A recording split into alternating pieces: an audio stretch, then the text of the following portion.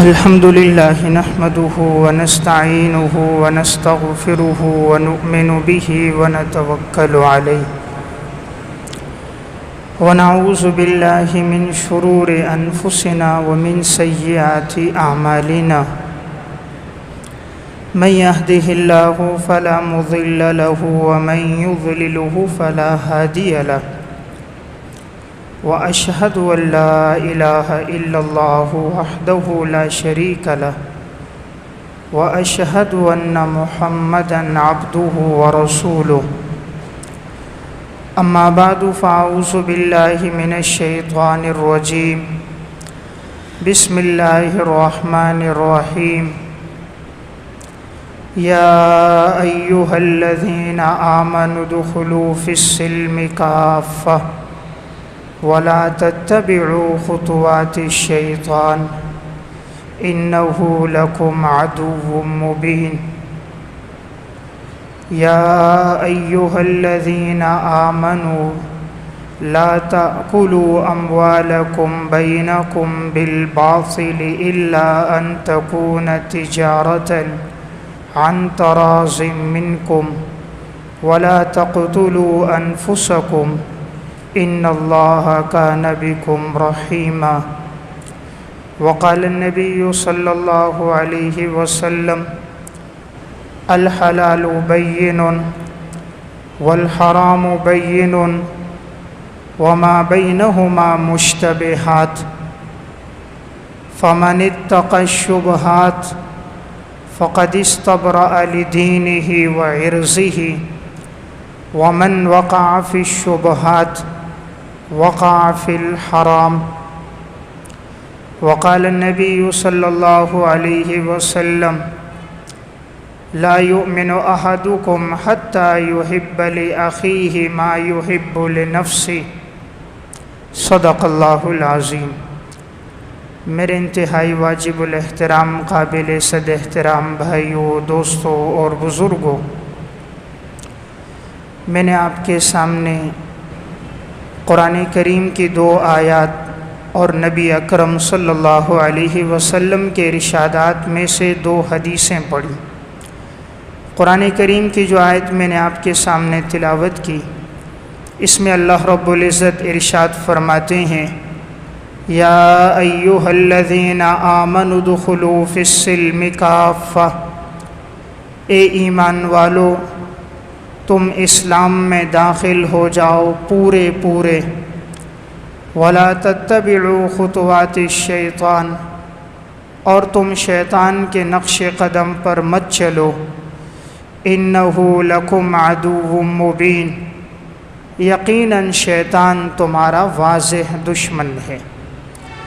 دوسری آیت میں اللہ رب العزت نے ارشاد فرمایا یا ایھا الذین آمنوا لا تأکلوا اموالکم بینکم بالباطل، اے ایمان والو تم کسی کے مال کو ناحق طور پر مت کھاؤ، الا ان تکون تجارۃ عن تراض منکم، مگر یہ ہے کہ تم تجارت کے ساتھ باہمی رضامندی سے ایک دوسرے کا مال استعمال کر سکتے ہو، ولا تقتلوا انفسکم، اور تم اپنے آپ کو مت قتل کرو، اور یقیناً اللہ اپنے بندوں پر بڑا مہربان ہے۔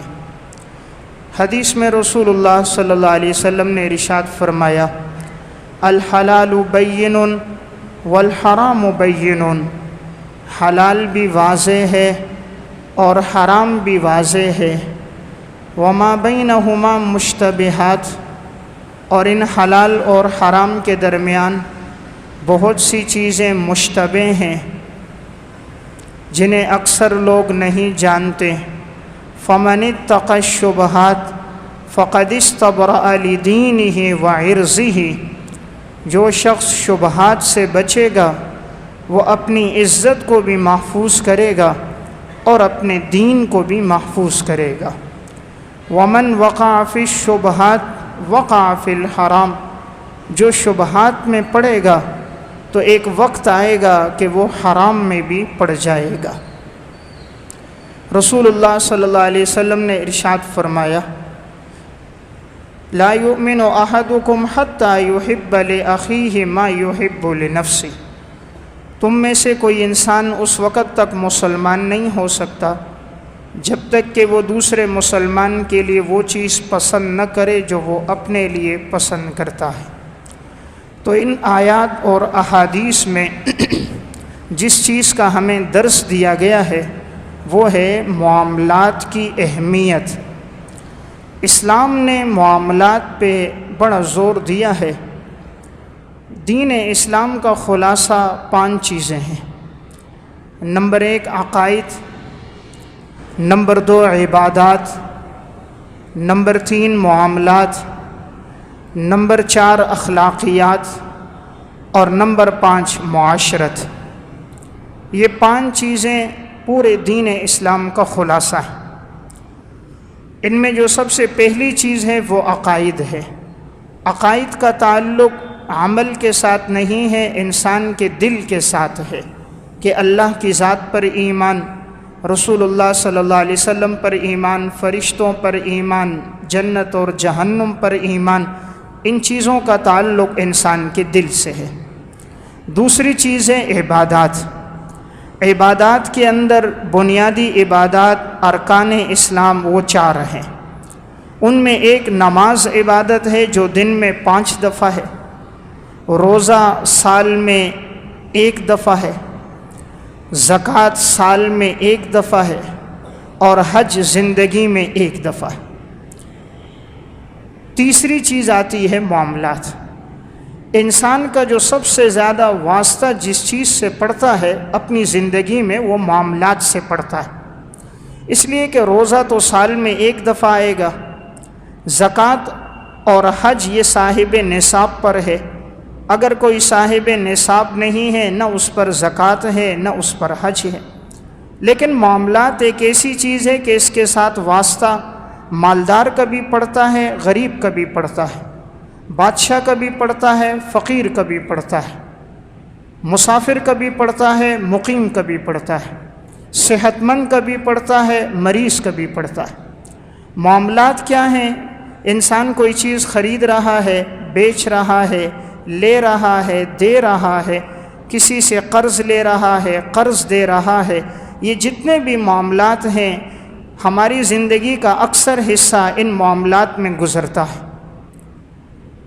فقہ حنفی کی جو کتاب ہے الہدایہ، جس میں سارے مسائل لکھے ہیں انہوں نے، اس کی 4 جلدیں ہیں۔ پہلی جلد کا تعلق عبادات سے ہے، بقیہ تینوں جلدوں کا تعلق معاملات سے ہے۔ یعنی معاملات کے مسائل اتنے زیادہ ہیں کہ فقہاء کرام نے اسے بڑے تفصیل کے ساتھ بیان فرمایا، اور انسان کے مسلمان ہونے کی جو نشانی ہے واضح، وہ اس کے معاملات کا درست ہونا ہے۔ حضرت عمر رضی اللہ تعالیٰ عنہ کے سامنے ایک مقدمہ پیش ہوا۔ حضرت عمر نے مدعی سے گواہ طلب کیے، انہوں نے 2 گواہوں کو پیش کیا۔ حضرت عمر ایک کو جانتے تھے کہ یہ ثقہ اور قابل اعتماد ہے، دوسرے کے بارے میں آپ کو اتنی معلومات نہیں تھیں، تو آپ نے پوچھا تم میں سے کوئی گواہی دیتا ہے کہ یہ قابل اعتماد اور ثقہ ہے؟ ایک شخص نے کہا میں گواہی دیتا ہوں۔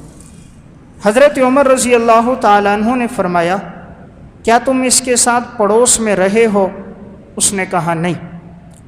حضرت عمر نے فرمایا کیا تم نے اس کے ساتھ کوئی معاملہ کیا ہے؟ اس نے کہا نہیں۔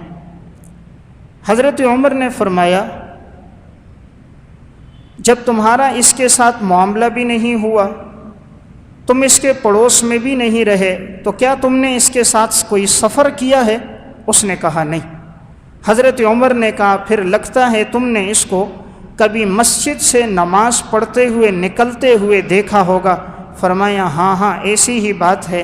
فرمایا اس کی وجہ سے کوئی قابل اعتماد اور ثقہ نہیں بنتا۔ قابل اعتماد اور ثقہ تب بنے گا، تم دوسرے کے بارے میں تب گواہی دو گے جب تم نے اس کے ساتھ پڑوس میں وقت گزارا ہو، نمبر 2 سفر کیا ہو، نمبر 3 معاملات کیے ہوں۔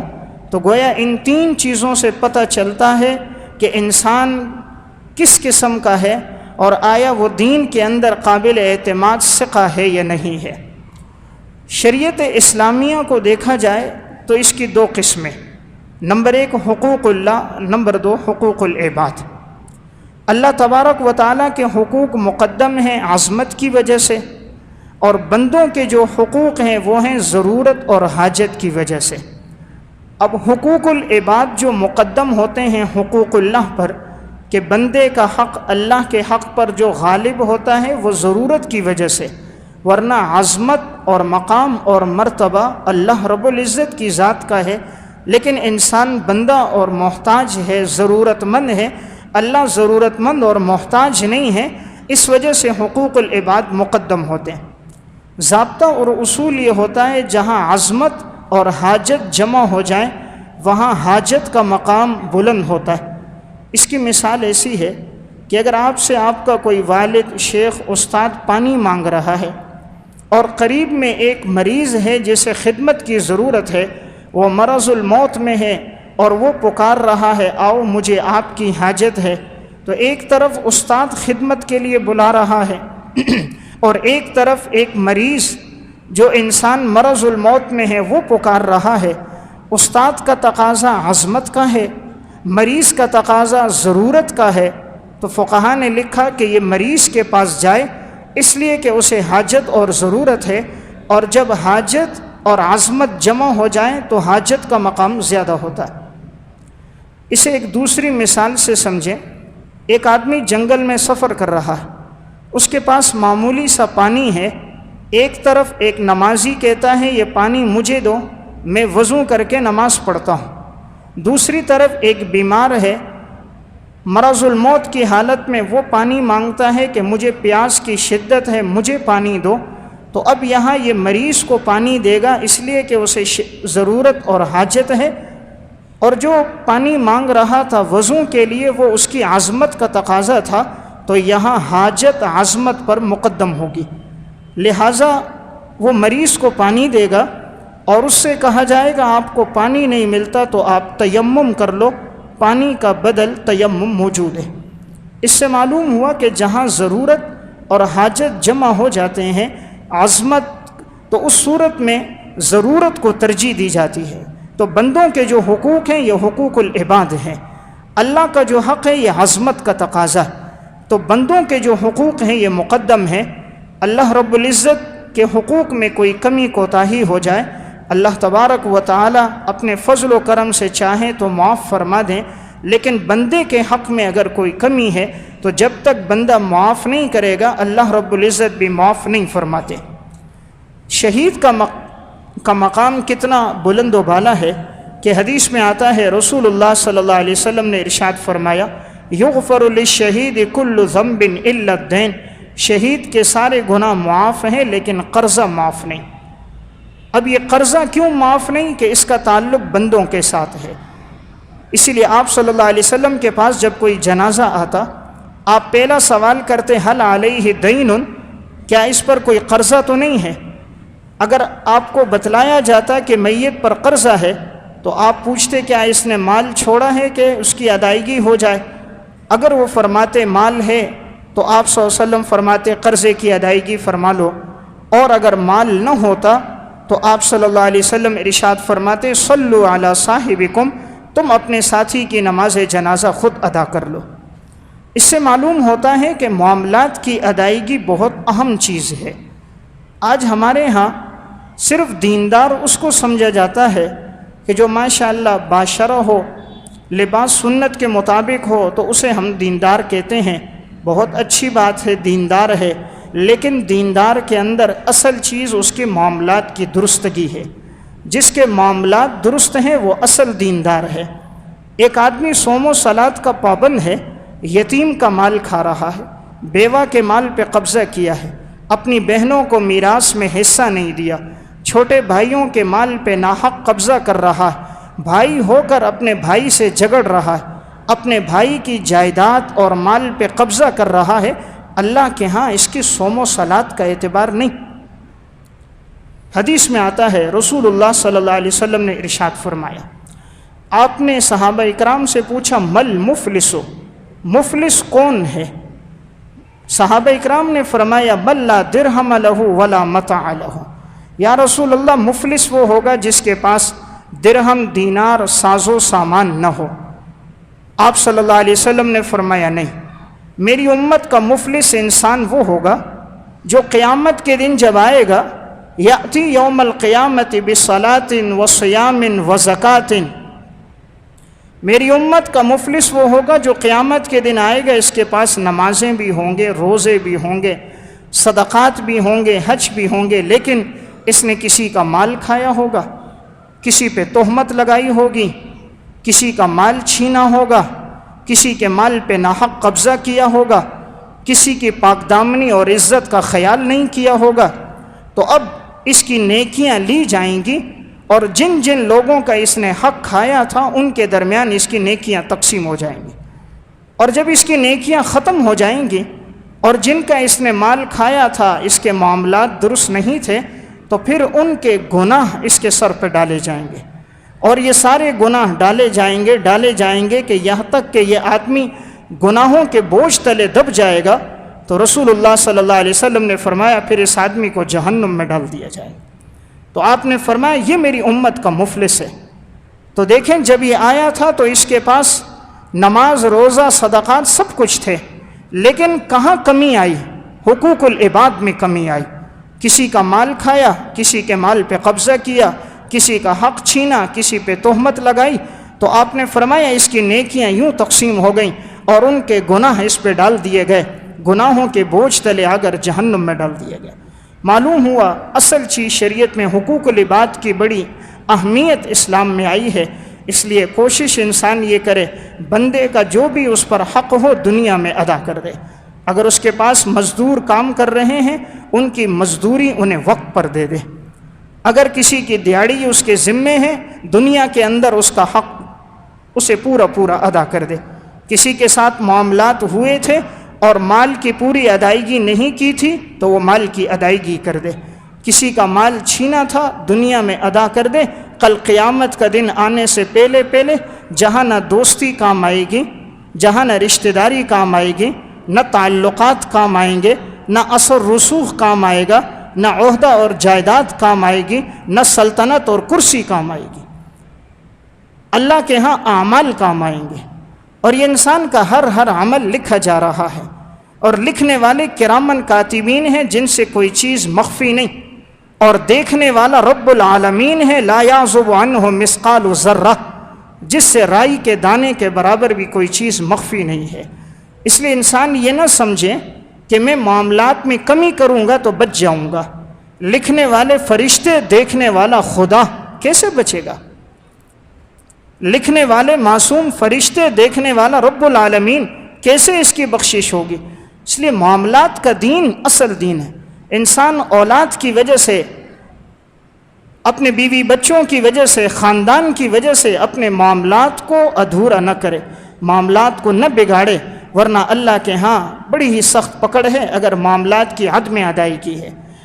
امام ذہبی رحمۃ اللہ علیہ نے ایک واقعہ لکھا الکبائر میں، فرماتے ہیں ایک شخص کو انتقال کے بعد کسی نے دیکھا اور وہ عذاب میں مبتلا ہے۔ فرمایا کس وجہ سے عذاب میں مبتلا ہو؟ کہا فلاں شخص کی سوئی لی تھی اور میں نے واپس نہیں کی تھی، وہ سوئی میں اپنے استعمال میں لے کر آیا، اس سوئی کی وجہ سے اللہ کے ہاں عذاب میں گرفتار ہو۔ اللہ تو عدل پہ زندگی، اللہ رب العزت تو عادل ہے، اللہ کا ہر فیصلہ عدل پر مبنی ہے، اس لیے جس نے جس کا جو مال کھایا ہوگا اللہ کے ہاں پورا ریکارڈ ہے، اس کے مطابق اللہ رب العزت فیصلے فرمائیں گے۔ اسلاف امت حقوق العباد اور معاملات کے اندر بڑے محتاط ہوتے تھے، وہ چاہتے تھے ہماری ذات سے کسی کو تکلیف نہ پہنچے۔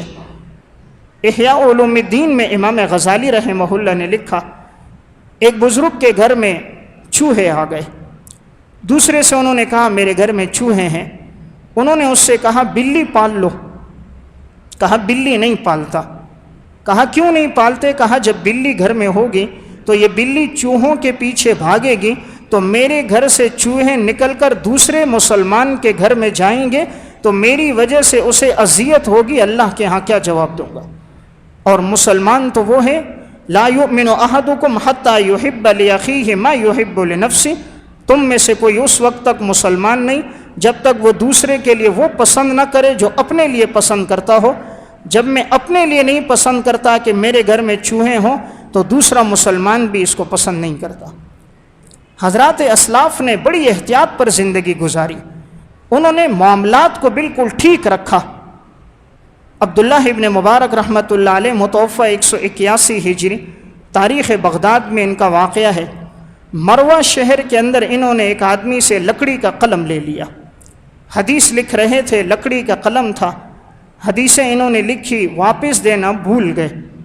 مروہ سے سفر کر کے بغداد پہنچے، کہاں مروہ کہاں بغداد۔ پہنچنے کے بعد جب اپنے سامان کو کھولا تو دیکھا لکڑی کا وہ قلم اس میں موجود ہے۔ کہا یہ تو میں نے فلاں شخص سے لیا تھا، اگر واپسی نہیں کی اللہ کے ہاں سوال ہو گیا فلاں کا قلم تھا تو کیا جواب دوں گا۔ دوبارہ عبداللہ بن مبارک نے بغداد سے پھر سفر کیا، مروہ پہنچے اور اس شخص کو تلاش کرتے رہے، تلاش کرتے کرتے جب مل گیا تو وہ لکڑی کا قلم اس کو واپس کر دیا۔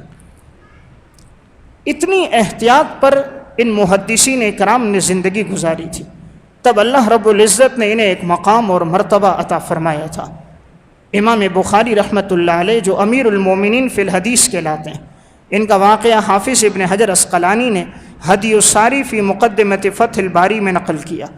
جب ان کو والد کی میراث میں بہت سا مال ملا تو اب انہوں نے اس میں سے کچھ مال فروخت کرنے کا ارادہ کیا، تو انہوں نے فرمایا میں یہ سامان بیچنا چاہ رہا ہوں جو انہیں والد کی میراث میں ملا تھا۔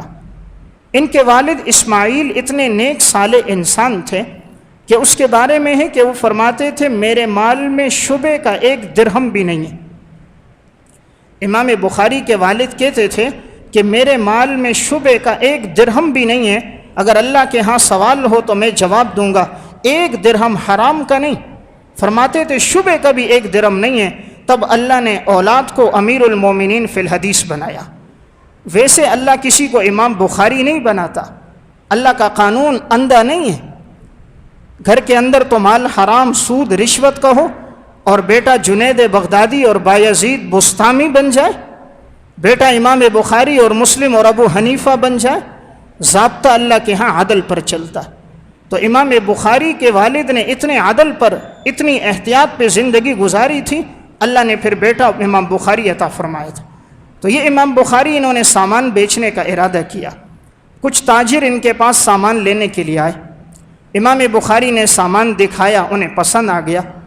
امام بخاری رحمہ اللہ نے فرمایا کہ میں بھی 3 دن سوچتا ہوں، تم بھی دیکھ لو، اگر تمہیں پسند آیا ٹھیک ہے، نہ پسند آیا تو میں کسی اور کو دے دوں گا۔ تاجروں نے دیکھا سامان پسند آ گیا، انہوں نے ریٹ لگا لیا، چلے گئے۔ اگلے دن اور تاجر آ گئے، انہوں نے وہ سامان دیکھا تو پہلے والے تاجروں سے ڈبل نفع دے رہے، پہلے والوں نے جو ریٹ لگایا تھا اس سے دگنا نفع تھا۔ امام بخاری سے فرمایا یہ سامان ہمیں بیچ دو۔ امام بخاری رحمہ اللہ سے پوچھا کیا آپ نے ان کے ساتھ معاملہ طے کر دیا ہے؟ امام بخاری نے فرمایا معاملہ طے تو نہیں ہوا، میں نے 3 دن کا اپنے لیے اختیار رکھا تھا کہ میں مزید سوچوں گا۔ تو انہوں نے کہا جب معاملہ طے نہیں ہوا آپ ہمیں بیچ دیں، ڈبل نفع لے لیں۔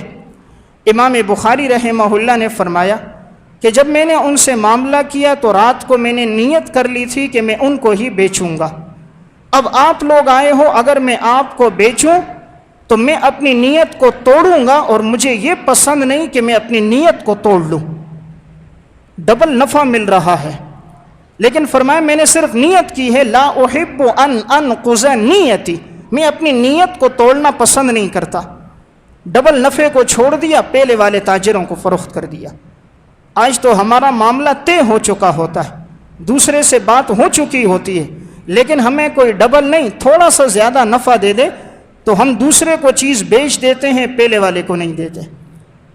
ہمارے ہاں آج پیسے کی قیمت ہے، شریعت کی قیمت نہیں۔ ہمارے ہاں مال کی قیمت ہے، اللہ رسول کے احکامات کی قیمت نہیں۔ اس لیے معمولی چیز کے لیے اللہ کے نام کی قسم کھا رہے ہوتے ہیں۔ اللہ کی قسم، بعض نادان سامان بیچنے کے لیے، بعض نادان مال فروخت کے لیے کلمہ پڑھ رہے ہوتے کہ لا الہ الا اللہ محمد رسول اللہ، یہ چیز مجھے اتنے میں پڑی، یہ جگہ یہ مکان اتنے کا پڑا ہے، حالانکہ نہیں پڑا، تو اللہ کا بندہ اپنے ایمان کا سودا کر رہا ہوتا ہے۔ حریص دنیا کی خاطر دنیا تو ملے مال سے بھی انسان چاہ رہا ہوتا. اس لیے معاملات کو درست کرنا یہ دین کے اندر اصل چیز ہے. شریعت نے انسان کو اس پہ لایا ہے معاملہ درست ہو، اپنی ذات سے کسی کو تکلیف نہ ہو، کسی کا حق نہ دبائے. رسول اللہ صلی اللہ علیہ وسلم دنیا سے جانے سے چند دن پہلے آپ ممبر پر آئے، آپ نے فرمایا میری ذات سے اگر کسی کو تکلیف پہنچی ہے تو وہ مجھ سے آ کر بدلہ لے سکتا.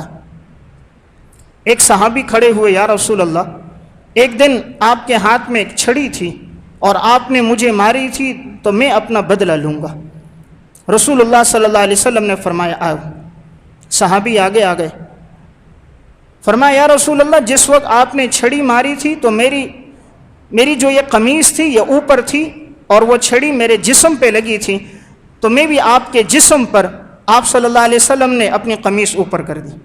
صحابی آگے بڑھے، آپ صلی اللہ علیہ وسلم کی مہر نبوت کو بوسہ دیا، آپ کے ساتھ چمٹ گئے. فرماتے تھے یا رسول اللہ میں چاہتا تھا کہ آپ کا جسم میرے جسم کے ساتھ مس ہو جائے، چاہے یہی میرے لیے مغفرت کا ذریعہ بن جائے.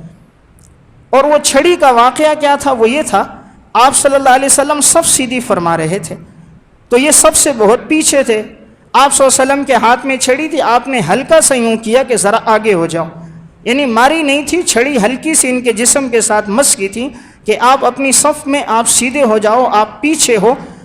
تو گویا اتنی بات تھی، لیکن آپ صلی اللہ علیہ وسلم نے اپنے آپ کو پیش کر دیا صحابہ کے سامنے کہ میری پوری 23 سالہ دور نبوت میں اگر کسی کو مجھ سے تکلیف پہنچی ہے تو وہ آ کر مجھ سے اپنا بدلہ لے سکتا. جہاں حضور کا عدل وہاں صحابہ کا عشق و محبت بھی ہے. تو میں عرض کر رہا تھا معاملات کا دین اصل دین ہے. آج ہوتا کیا ہے کہ انسان پیسے کی خاطر، مال کی خاطر ایمان کا سودا کر رہا ہوتا ہے. بھائی اپنے بھائی کو قتل کر رہا ہے. آئے دن اخبارات پڑھتے ہو. 3 دن پہلے میں نے اخبار پڑھا، مری کے اندر لڑائی ہوئی، 2 بھائی آپس میں جائیداد پہ تنازع ہوا، ایک نے ایک کو قتل کیا، دوسرے کی اولاد آئی اس نے اس کو قتل کر دیا، دونوں بھائی 2 دن میں قتل ہو گئے. اس سے چند دن پہلے اخبار میں پڑھا پنڈی کے اندر معاملہ ہوا، تنازع جائیداد پہ ہوا، دونوں طرف کے فریقین کے 7 آدمی ایک دن میں مارے گئے. یعنی آج انسان مال کا ایسا حریص ہے کہ اس کے سامنے رشتوں کی قدر نہیں. وہ یہ نہیں دیکھتا یہ میرا بھائی ہے، یہ میرا چچا ہے، یہ میرا ماموں ہے، یہ میرا بھتیجا ہے، یہ میرا بھانجا ہے. اس کی نظر میں پیسے کی اہمیت ہے، اس کی نظر میں انسانیت کی اہمیت کوئی نہیں. اس کی نظر میں اہمیت ہے تو مال اور دولت کی اہمیت. اور جو آدمی اس حرام کے راستے سے پیسہ لیتا ہے، جس اولاد کے لیے لیتا ہے، یاد رکھیں اس اولاد کو بھی نصیب نہیں ہوتا. نہ اسے نصیب ہوتا ہے نہ اس کی اولاد کو نصیب ہوتا ہے. مکافات عمل میں ڈاکٹر عبدالغنی فاروق نے لکھا ایک واقعہ، کہا کہ ایک شخص ایک پولیس افسر کے ہاں گیا. جب وہاں پر پہنچا تو دیکھا کہ 2 بچے صحن میں کھیل رہے تھے، بڑے خوبصورت بچے تھے، دونوں لڑکے کھیل رہے تھے، 4 سے 5 سال عمر تھی. تو اس نے پوچھ لیا یہ کون ہے؟ تو کہا یہ جو فلاں شخص تھا یہ ان کے نواسے ہیں. تو اس نے کہا وہ فلاں کون تھا؟ کہا کہ وہ سرگودا کے اندر ایک سرکاری بڑے عہدے پر تھے تعلیمی لحاظ سے، اور وہ شخص تھے کہ جس پر 3 کروڑ روپے کی کرپشن تھی. اور کہا یہ وہ آدمی تھا کہ جو رشوت کے ذریعے سے لوگوں کے کام کرتا تھا، کوئی رشوت نہ لے تو کام نہیں کرتا تھا. تو کہا یہ بچے جو کھیل رہے ہیں یہ کون ہے؟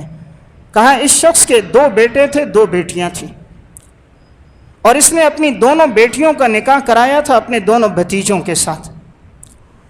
1 سال کا عرصہ گزرا تھا کہ آپس میں ان کی انبن ہوئی اور جھگڑا ہوا، اور جھگڑے نے طول پکڑا تو اس کے دونوں بھتیجوں نے اس کی دونوں بیٹیوں کو طلاق دے دی. کرپشن سے جو مال حرام اور رشوت کے راستے سے لیا تھا، جو بڑا بیٹا جس کے لیے بڑی امیدیں تھی اسے اعلیٰ تعلیم دلاؤں گا، جب اس کے لیے سارے کاغذات بنوا دیے، باہر بھیجنے کا وقت ہوا، ایکسیڈنٹ ہوا، اس کا انتقال ہو گیا. اور جو دوسرا بیٹا تھا اس کے گھر میں انہوں نے اپنے اسی بھائی کی بیٹی اپنے بیٹے کے نکاح میں، تو اب جب اس نے دیکھا میری دونوں بیٹیوں کو میرے بھتیجوں نے طلاق دیے تو اپنے بیٹے سے کہا کہ تم بھی اس کی بیٹی کو طلاق دے دو. اس نے بھی طلاق دے دی. تو دونوں بیٹیاں بھی گھر آ گئیں، جوان بیٹا بھی حادثے میں چلا گیا، اور دوسرے بیٹے کی بیوی کو بھی طلاق ہو گئی. اور بیوی کا انتقال اس سے پہلے ہو گیا، خسرت دنیا والآخرہ، دنیا بھی تباہ آخرت بھی تباہ۔ حرام سے ملا ہوا مال سکون نہیں دیتا۔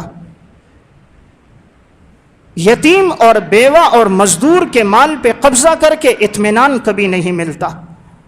کسی جنگل میں بیٹھ کر 1000 دانے کی تسبیح ہاتھ میں لے لینا، کسی ویرانے میں بیٹھ کر اللہ اللہ کرنا، کسی درخت کے نیچے بیٹھ کر اللہ کا ذکر کرنا آسان ہے، بازار میں کھڑے ہو کر شریعت کے مطابق زندگی گزارنا یہ مشکل ہے۔ دین نام بازار کی زندگی کا ہے، معاملات کی زندگی کا، وہاں انسان کیسا ہے، یہ جو کہتا ہے یہ کھرا ہے یا نہیں، زبان سے جو کہتا ہے اس پہ پورا اترتا ہے کہ نہیں۔ وعدہ کرتے ہیں جی فلاں دن آپ کو پیمنٹ دیں گے، مہینے گزر جاتے ہیں دوسرے کا حق نہیں دیتے۔ مزدور کا مہینہ پورا ہو جاتا ہے اسے تنخواہ نہیں دیتے، اس کی دیہڑیاں کاٹ دیتے ہیں۔ آج کتنے ہیں 4 5 مہینے ہو گئے مزدوروں کی تنخواہیں روکی ہیں۔ اپنی عیاشی میں کمی نہیں آتی اور مزدور کو دینے کے لیے اس کے پاس تنخواہ نہیں ہے۔ 3 سے 4 سال کوئی مزدور رہ جائے تو نکال دیتے ہیں کہ یہ زیادہ رہے گا تو اس کی مراعات بڑھ جائیں گی، اس کی تنخواہ بڑھ جائے گی۔ تو یہ مال کس کے لیے جمع کر رہا ہے؟ آج رشوت کے ذریعے مسلمان نے نام کیا رکھا؟ حرام کا نام رکھا چائے پانی۔ رسول اللہ صلی اللہ علیہ وسلم فرماتے ہیں الراشی والمرتشی کلاہما فی النار، رشوت لینے والا بھی رشوت دینے والا بھی دونوں جہنم میں جائیں گے۔ حرام کے راستے سے آیا ہوا مال اولاد کو بھی انسان کے نصیب نہیں ہوتا۔ مکافات عمل میں انہوں نے ایک واقعہ لکھا، ایک پولیس انسپکٹر تھے، کہا ساری زندگی معاذ اللہ رشوت میں گزر گئے، ایک سے مال لیا، دوسرے سے مال لیا، بہت سا مال اس نے کما لیا۔ 2 بیٹے اور 2 بیٹیاں تھیں، اپنے بچوں کو تفریح کے لیے لے کر گیا، نہر کے کنارے گھوم رہے تھے تو بچوں نے کہا ٹانگے میں بیٹھتے ہیں اور نہر کے کنارے ٹانگے پہ سفر ہوگا، ہوا لگتی رہے گی، پرکشش ہوا ہے، خوشگوار منظر ہے۔ تو انہوں نے ایک ٹانگے والے کو بلایا، اپنے دونوں بیٹوں کو بیٹیوں کو ٹانگے پر بٹھایا، نہر کے کنارے کنارے ٹانگا چل رہا ہے، یہ پیچھے سے کھڑے ہیں سیلفیاں بنا رہے۔ اچانک چلتے چلتے وہ گھوڑا جو تھا ٹانگے کا وہ بدک گیا اور بدک کر نہر میں اس نے چھلانگ لگا لی، دونوں بیٹے بھی مر گئے، دونوں بیٹیاں بھی مر گئی۔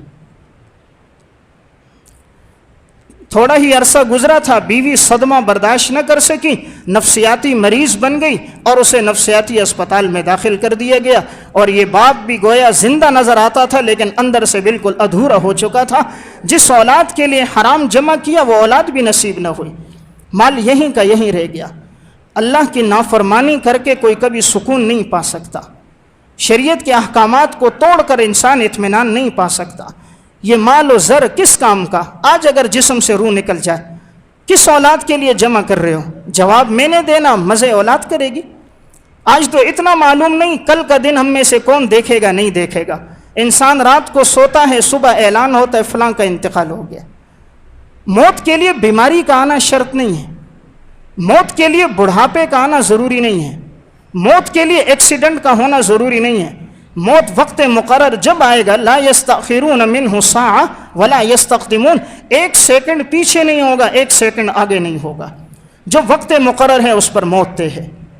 ناقابل فراموش سچے واقعات میں انہوں نے ایک قصہ لکھا، ایک بس والا تیزی میں بس چلا رہا ہے، بس نے راولپنڈی جانا تھا، جاتے جاتے راستے میں ایک جگہ اس نے بریک لگا دی۔ کنڈکٹر نے پوچھا استاد کیا ہو گیا؟ کہا مسافر ہے اس کو بٹھا لو۔ اس نے دروازہ کھولا تو باہر کوئی نہیں تھا، اس نے دوبارہ دروازے پہ زور سے مارا، استاد چلنے دو چلنے دو۔ دیکھا استاد نے اپنا سر جھکایا ہوا ہے اور سامنے اسٹینڈ پر اس کا سر ہے۔ کنڈکٹر آواز دے رہا استاد کوئی نہیں ہے چلنے دو، آگے سے کوئی آواز نہیں آ رہی۔ جب آگے جا کر دیکھا تو اس کا انتقال ہو چکا تھا، یعنی روح قبض کرنے کے لیے اسرائیل علیہ السلام آئے ہوئے تھے، تو گویا راستے میں اسے روکا تاکہ دوسروں کی جان بچ جائے، صرف اس کی جان جائے۔ تو کہا مسافر ہے روک لو، جیسے روکا منٹ نہیں لگا انتقال ہو گیا۔ زندگی کا کیا بھروسہ؟ کس کے لیے انسان حرام جمع کر رہا ہے؟ کس کے لیے معاملات میں کمی کوتاہی کر رہا ہے؟ کس کے لیے انسان جس اولاد کے لیے جمع کرتا ہے، آج اولادیں بھی والدین کے کام نہیں آتی۔ حرام سے پلا ہوا جسم فرما بردار نہیں ہوتا، حرام سے پلا ہوا جسم مستقبل میں آنکھوں کی ٹھنڈک نہیں بنتا۔ یہ سہارا نہیں بنتا، سکون اور اطمینان کا ذریعہ نہیں بنتا۔ حضرات صحابہ اور سلف کی زندگی گواہ ہے، انہوں نے معاملات میں بڑی احتیاط کی، ایک ایک پائی کا حساب رکھا، کہیں ایسا نہ ہو اللہ کے ہاں پکڑ نہ ہو جائے۔ امام غزالی نے احیاء علوم الدین میں واقعہ لکھا، چند لوگ ایک بزرگ کی عیادت کے لیے آئے، بزرگ کا آخری وقت تھا، مرض الموت میں تھے، ایک دیا اس کے قریب میں جل رہا تھا۔ یہ لوگ آئے، عیادت کرنے لگے اور وہاں سب نے تسبیحات پڑھی، اللہ انہیں شفا دے۔ تھوڑی دیر میں کیا دیکھا کہ ان کا انتقال ہو گیا۔ تو اتنے میں ایک بزرگ اٹھے اور انہوں نے اس دیے کو پھونک مار کر بجھا دیا۔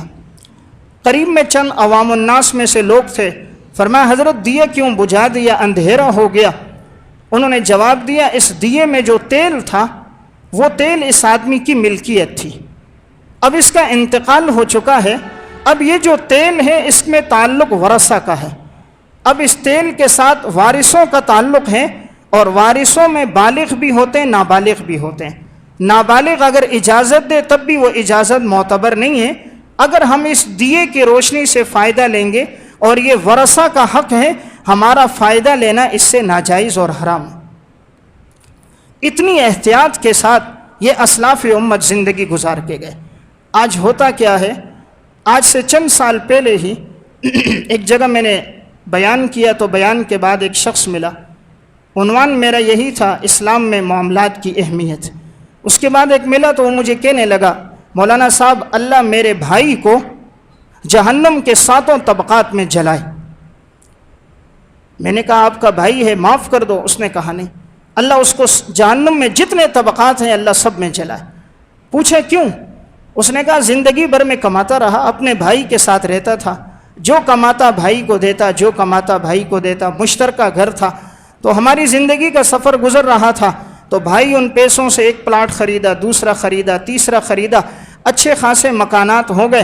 اب جب میرے بچوں کی شادی ہو گئی، میں اپنا حق مانگتا ہوں کہ مجھے میرا حق دے دو اور مجھے میرا حصہ دے دو، تو بھائی نے اپنی اولاد میں تقسیم کر دیا اور مجھے گھر سے نکال دیا کہ تیرا کوئی حصہ نہیں ہے۔ تو آج یہ بھائی اپنے بھائی کے لیے کہہ رہا ہے خدا اس کو جلا دے۔ تو وہ دولت کس کام آئی کہ جس کے اندر انسان نے اپنے خونی رشتے کو توڑ دیا؟ وہ دولت کس کام آئی جو اس کے لیے جہنم کا انگارہ بن گئی؟ اس لیے معاملات بڑے اہم چیزیں۔ رسول اللہ صلی اللہ علیہ وسلم اسی لیے فرما گئے میری امت کا مفلس انسان وہ ہوگا کہ جو مال اور درہم تو لے کر آئے گا لیکن سب تقسیم ہو جائے گا اور آخر میں اس کے پاس کچھ نہیں بچے گا۔ اسی لیے حدیث میں آتا ہے جب انسان رات کو سونے لگے اپنی وصیت لکھ کر سوئے، کس سے لینا ہے کس کو دینا ہے، اپنے معاملات بتا کر سوئے، معلوم نہیں صبح یہ اٹھ سکے یا نہ اٹھ سکے اور کسی کا حق اس کے ذمے نہ رہ جائے۔ تو اس لیے معاملات کی ادائیگی پہ ہر انسان توجہ کے ساتھ غور و فکر کے ساتھ غور کرے۔ کسی کا حق رہتا ہے، کسی کا قرض رہتا ہے، ٹال مٹول نہ کرے۔ حدیث میں آتا ہے مطل الغنی ظلم، کہ جو انسان مالدار ہو کر ٹال مٹول کرتا ہے، آپ صلی اللہ علیہ وسلم نے فرمایا وہ ظلم کرتا ہے، یعنی اگر اس کا حق بنتا ہے اس کے پاس ہے یہ فوراً دے دے۔ اردو کی اسی کتاب میں انہوں نے ایک واقعہ لکھا، ایک شخص کی ساری زندگی گزری تھی حرام کھانے میں، سود لیتا اور سود دیتا، سارے علاقے میں سود کے کاروبار میں یہ مشہور تھا۔ اسے لوگ نصیحت بھی کرتے، وہ کہتا کوئی بات نہیں ہے، اللہ معاف کرے گا، اللہ غفور ہے۔ اللہ غفور ہے لیکن اللہ جبار اور قہار بھی ہے۔ اللہ غفور ہے لیکن ان بطش ربک لشدید بھی ہے۔ زندگی اس نے سود اور حرام میں ساری زندگی گزار دی۔ انتقال کے بعد جب اس کو قبرستان لے جایا گیا، ایک قبر کھودتے ہیں، مردے کو رکھنے لگتے ہیں، قبر ٹیڑھی ہو جاتی ہے، جسم اندر نہیں جاتا۔ دوسری قبر کھودی، وہ قبر ٹیڑھی ہو گئی، جسم اندر نہیں جا رہا۔ تیسری قبر کھودی، وہ ٹیڑھی ہو گئی۔ پریشان ہے آخر یہ زمین ٹیڑھی کیوں ہو رہی ہے؟ کھودتے ہیں تو صحیح سالم، جسم ڈالنے کا وقت آتا ہے تو زمین ٹیڑھی ہو جاتی ہے۔ چوتھی دفعہ جیسے وہ قبر کھولنے لگے، انہوں نے جسم کو زبردستی اندر دھکیلا، دائیں جانب کے سمت میں اندر لا کے داخل کر دیا، اوپر سے جلدی سے مٹی ڈالی، نکلے۔ کہتے ہیں تھوڑی دیر گزری تھی، زمین میں ایک زلزلہ سا آیا، جو دراڑیں پڑ گئی قبر میں، اوپر کی ٹائلیں ٹوٹ کر نیچے آ گئی، ایک دھواں اٹھنے لگا۔ ہم سمجھ گئے یہ اللہ کے عذاب میں مبتلا ہے۔ جب ہم لوٹے تو پوچھا یہ کون تھا، پتہ چلا اس کی ساری زندگی سود پہ گزری تھی، سود پہ زندگی گزاری۔ آج زمین اس کو جگہ نہیں دے رہی، ایک جگہ دفناتے ہیں قبر ٹیڑھی ہوتی ہے، دوسری جگہ دفناتے ہیں قبر ٹیڑھی ہو جاتی ہے، تو گویا زمین اسے قبول نہیں کر رہی، اس نے زندگی حرام میں گزاری۔ اس لیے انسان عدل میں زندگی گزارے، معاملات کو درست رکھے، جس سے کسی کا حق لیا ہے اس کا حق اپنی زندگی میں لوٹا دے، اس لیے کہ مظلوم کی بد دعا فوراً عرشوں تک پہنچتی ہے۔ چند ٹکوں کی خاطر کسی کی عزت کو نیلام نہ کرے، چند ٹکوں کی خاطر کسی کو برا بھلا نہ کہے۔ آج ہوتا یہ ہے جس کے پاس کوئی عہدہ ہوتا ہے، مزدور تھوڑی دیر لیٹ آ جائے ماں بہن بیٹی کی گالیاں دے رہا ہوتا ہے، تھوڑے سے کام کے اندر اگر اس سے ذرا برابر کمی بیشی ہو جائے اسے برا بھلا کہنا شروع کر دیتا ہے۔ نہیں دیکھتا اللہ نے آج اگر تجھے دولت دی ہے اور اسے مزدور بنایا تو یہ خدا کا امتحان ہے۔ اللہ چاہے تو چند سیکنڈوں کے اندر مالدار کو غریب کر دیتا ہے، غریب کو مالدار کر دیتا ہے۔ یوسف علیہ السلام کو بھائیوں نے کنویں میں ڈالا تھا، اللہ تعالیٰ نے مصر کا انہیں بادشاہ بنا دیا۔ تو سب کچھ اختیارات اللہ کی ذات کے پاس ہیں۔ معاملات کی درستگی جس کی ہوئی اللہ نے اسے اچھی زندگی دی، دنیا سے جانے کے بعد بھی وہ نامور رہا۔ معاملات جس کے درست نہ رہے، دنیا سے جانے کے بعد بھی لوگوں نے کہا اچھا ہے جو مر گیا، سود پہ کام کرتا تھا، رشوت لیتا تھا، بدنامی بھی ہوتی ہے، علاقے کے اندر رسوائی بھی ہوتی ہے۔ گناہ انسان کو ضرور ذلیل کرتا ہے، یہ دل کی تختی پہ لکھ لیں، گناہ ضرور رسوا کرے گا۔ پہلی مرتبہ اللہ ذلیل نہیں کرتا انسان کو، اس لیے انسان گناہ میں پہلی دفعہ بچ جاتا ہے، دوسری دفعہ بچتا ہے، آگے جا کر پکڑا جاتا ہے، ایک وقت آتا ہے کہ معاشرے میں بدنام ہو جاتا ہے۔ اور نیکی انسان کو ہمیشہ فائدہ دیتی ہے، عزت دیتی ہے۔ تو جو دنیا میں نیکیاں پھیلا کے جاتا ہے، دنیا میں نہ بھی ہو تو اس کی ایک نیک نامی ہوتی ہے، سب لوگ کہتے ہیں یہ اچھا انسان تھا۔ اس لیے انسان بے بسوں کے ساتھ، یتیموں مزدوروں کے ساتھ اچھا سلوک کرے۔ آپ صلی اللہ علیہ وسلم دنیا سے گئے، آپ نے آخری وصیت یہ فرمائی تھی، الصلاۃ وما ملکت ایمانکم، نماز قائم کرنا، مزدوروں کے ساتھ اچھا سلوک کرنا، اپنے ماتحتوں کے ساتھ اچھا سلوک کرنا، یہ ہمارے پیغمبر کی سب سے آخری وصیت ہے۔ جنہوں نے عمل کیا تو انہوں نے گویا اپنے نبی کی ساری باتوں کو لے لیا، جنہوں نے عمل نہ کیا گویا انہوں نے پیغمبر کی باتوں کو چھوڑ دیا۔ تو معاملات کی درستگی اصل دین ہے۔ اللہ ہم سب کو عمل کی توفیق عطا فرمائے۔